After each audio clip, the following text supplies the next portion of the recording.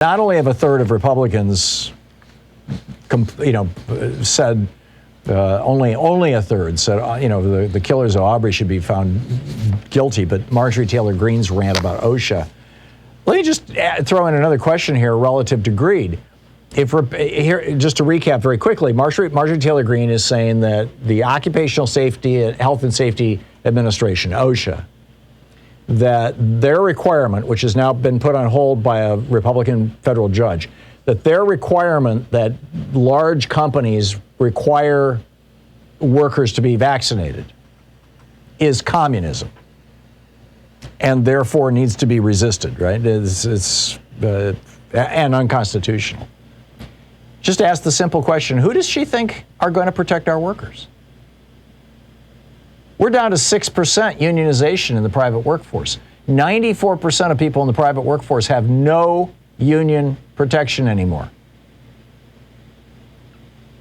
When we had a third of Americans unionized in 1980 when Ronald Reagan was elected president, another third of Americans had the equivalent of a union job and the protections of a union job because other employers had to compete with those unionized employers for workers. So you had roughly 2/3 of Americans who had union protections or the equivalent thereof. Now it's 6% have a union, so arguably 12% of workers have something similar to that. So who does Marjorie Taylor Greene think is going to protect people from having their fingers cut off by assembly lines or machines that are being run too fast? I mean, we saw this.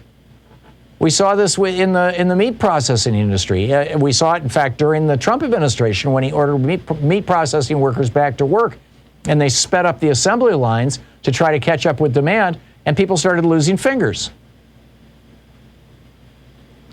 Who does she think is going to protect our workers? You think the employers are going to do that? From an employer's point of view, particularly the kind of jobs like, in meat processing plants where the workers are largely low-income people who are Republicans and many employers just view completely as disposable human beings, they're not going to protect their workers from COVID or anything else. Who does she think is going to do this? Is it the magical marketplace? It must be, Milton Friedman's neoliberalism, the idea that greed drives everything. Greed drives economies. Greed is good, so we want to encourage greed. We want to reward greed. Wealthy people should get even wealthier. And those who do not have enough greed, well, screw them. Right? End welfare as we know it. End the minimum wage. End any kind of social supports. Do away with the Occupational Safety and Health Administration. That was what David Koch ran for as president in 1980. I don't recall if he specifically mentioned OSHA. He wanted to do away with the EPA.